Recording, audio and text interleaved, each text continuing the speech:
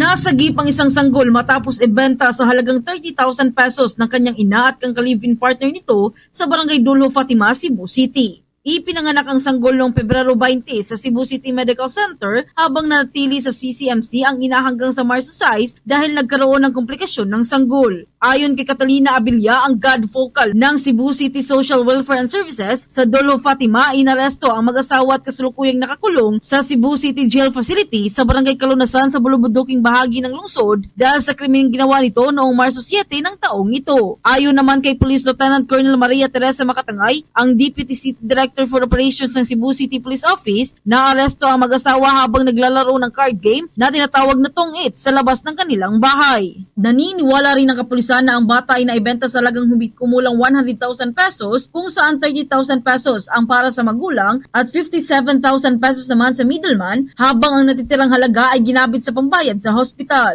Itinanggi naman ng mga nakukulong ang mga paratang laban sa kanila kahit na patunayang totoo ang mga ito dahil sa isinagawang raid ng mga otoridad. Hindi rin naman nagtagal ng suriin ng mga kapulisan at miyembro ng CSWS ay kanilang inamin na dahil sa kahirapan sa buhay ay nagawa nila ito lalo na para pambayad sa hospital. Nabatid din na hindi ito ang unang pagkakataon na nagbenta ng kanilang anak, ang dalawa sapagkat ito na umano ang ikalawang beses para kumita lang ng pera. Samantala nasa kustudiya na ng CSWS ang iba pang 6 nilang mga anak para masuri ng maayos ang sitwasyon ng kanilang naranasan. We will be coordinating closely with the DSWS and one of the major source of info exploit the physical taking of the custody of the child outside na pampubliko na hospital but still within Cebu City. Mula rito sa lungsod Tlawigan ng Cebu, Bombo Jonah Cañati para sa number 1 and most trusted